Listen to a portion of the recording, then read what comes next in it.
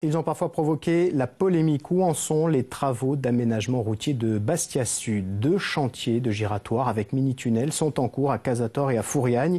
Les travaux ont pris du retard, mais les automobilistes devraient pouvoir emprunter ces échangeurs à l'automne prochain. Les précisions avec Tiffaine Honoré, Pierre-Olivier Casabianca et Christian Julian.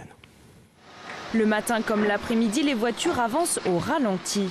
Depuis le début des travaux en 2014, la route de Bastia Sud est régulièrement saturée.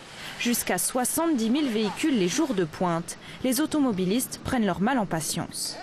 Ça pose un petit peu de problème, surtout pendant cette période estivale où il y a beaucoup plus de monde, beaucoup plus de circulation.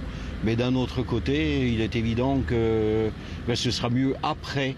De la patience, il leur en faudra encore. Les travaux ont pris 10 mois de retard. Au rond-point de Cazatore comme à celui de Furiagne, les entreprises ont fait le même constat. Les 2 sites n'étaient pas prêts pour commencer les travaux. Nous étions censés recevoir une plateforme dépourvue de réseaux souterrains, que ce soit des réseaux d'eau, d'assainissement, de pluvial et de télécom. Ce n'était pas le cas.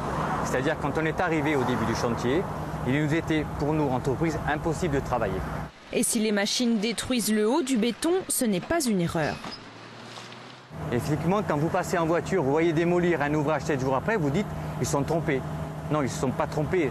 Cette technicité-là, elle est obligatoire et elle est payée dans le cadre du marché. Donc ce n'est pas une erreur.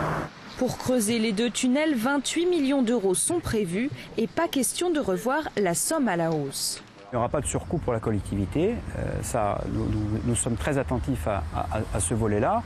Maintenant, d'ici la mise en place de ces ronds-points et de ces outils, pour la population, nous essayons d'améliorer le dispositif de manière transitoire, notamment par l'amélioration de la signalétique.